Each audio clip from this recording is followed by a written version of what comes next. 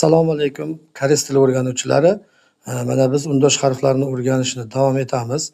Bugun TD harfining 3 ta holatini qisqacha ta'riflab o'tamiz. Qachon T, qachon D deb o'qiladi? U agar so'zning boshida va oxirida kelsa, T deb o'qiladi. Unlilar o'rtasida esa D deb o'qiladi. Uning yozilish texnikasi quyidagicha bo'ladi. Tepa qismi chapdan o'ngga va past qismi qo'lni uzmagan holatda, daftardan ruchkani uzmagan holatda yoziladi. Ikkinchi ikkilangan undosh T harfi avval bitta va ketma-ketlikda ikkinchi T harfi xuddi shunday tarzda yoziladi va nihoyat portlovchi T harfi esa tepa qismi chapdan o'ngga va tepadan pastga chapdan o'ngga va o'rtadagi belbog'i tarzda xuddi shu tarzda shu texnikada yoziladi. Endigi harfimiz P harfining 3 ta ko'rinishdagi holati. Ularning birinchi husnixati va talaffuzini ko'rib chiqamiz. Yozilish texnikasi avval ikkita yonbosh qismi, yon qismi yozib olinadi. Bir tepadan pastga va tepa belbog' chapdan o'ngga va pastkisi chapdan o'ngga tarzda xuddi shu husnixatda yoziladi. Ikkinchi ikkilangan P'da xuddi shu tarzni 2 marta takrorlanadi. Bu juda ham oson va bunga ko'p to'xtalib o'tirishga hojat yo'q. Lekin shunday bo'lsa-da, endi boshlagan o'quvchilar uchun bu narsa asqotadi degan umiddaman. Endi oxirgi portlovchi P harfi avval tepa qismi yasab olinadi va birinchi belbog' tepadan pastga, ikkinchi tepadan pastga va eng pastki qismi yoziladi. Xuddi mana shu husnixatda yoziladi. Talaffuzi P yoki ayrim hollarda unlilar o'rtasida B, ikkinchisi P qisqa va ikkilangan holatda aytiladi va uchinchisi P. Endigi harflarimiz Ch, J va ikkilangan Ch va portlovchi Ch harflari bilan davom etamiz. Bunda birinchi Ch, J holatini yozilishi, husnixati va uning talaffuzini aytib o'tamiz. Mana uning yozilishi tepa shapkachasi birinchi, mana chapdan o'ngga va qo'lni uzmagan holatda pastga qarab, mana bu birinchi holat. Ikkinchi holat mana bu yon belbog'ini yozamiz. Endi buning ikkilangan holati xuddi shu tarzda faqat 2 marta takrorlanadi. 1 va 2. Mana xuddi shu tarzda bo'ladi. Uchinchi holati avval shapkachasi, mana alohida shapkachasining o'zi va past qismi xuddi oldingidek bir xil bo'ladi. Ayrim hollarda buni mana bu tepa shapkacha qismisini boshqacha holda ham yozishadi. Bu yana nima ekan, nega bunday bo'lar ekan, bo'ldi ekan deb o'ylanib qolmang. Mana bunday holatda yoziladi. Bir holat mana uchratasiz tepa qismini qo'lyozmalarda va bundan tashqari mana bu holatda ham yozishadi.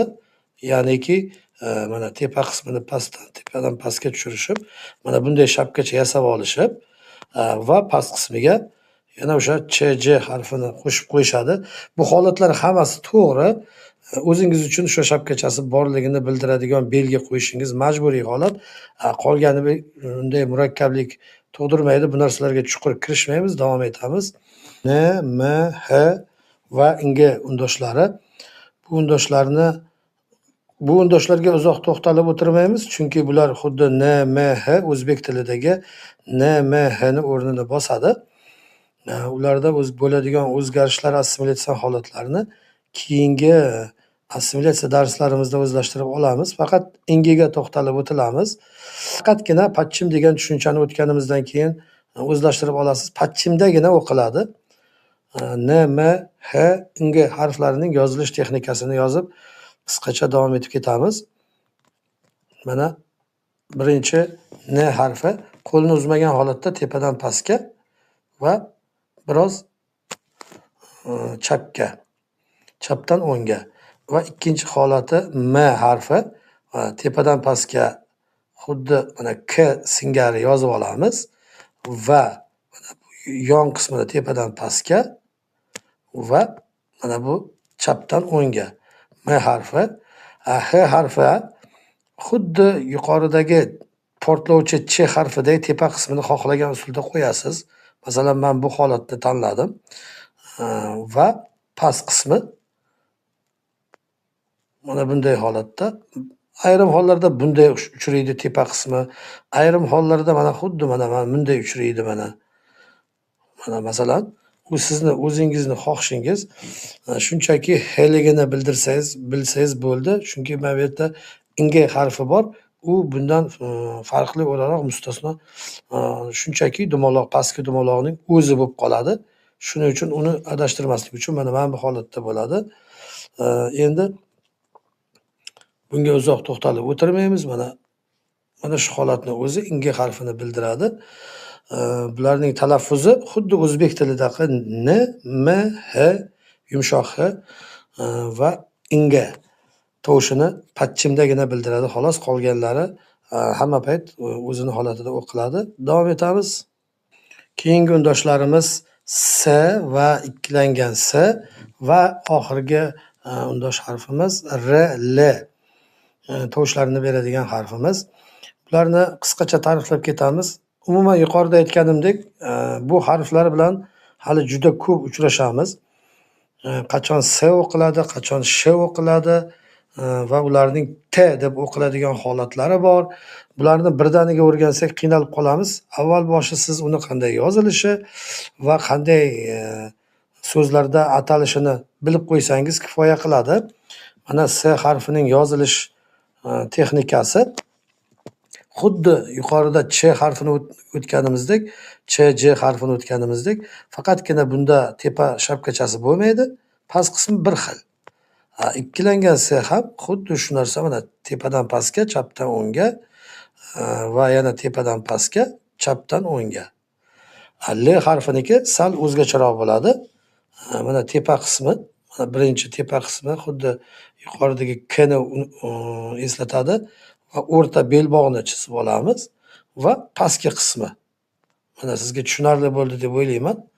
Endi mana bular ulangan holatda bo'ladi. Mana xuddi shu holatda talaffuzi birinchi harfimiz s harfimizniki mana sa. Bunda esa sa. Bu r, l holatini keyin yana ko'rib chiqamiz. Mana azizlar, undosh harflarini ham o'rganib oldik. Ularni bir marta takrorlab olamiz. Sog', omon bo'linglar. 기역, 니은, 디귿, 리을, 미음, 비읍, 시옷, 이응, 지읒, 치읓, 키읔, 히읗, 피읍, 키읔, 땅기역, 땅디귿, 땅비읍, 땅시옷, 땅지읒.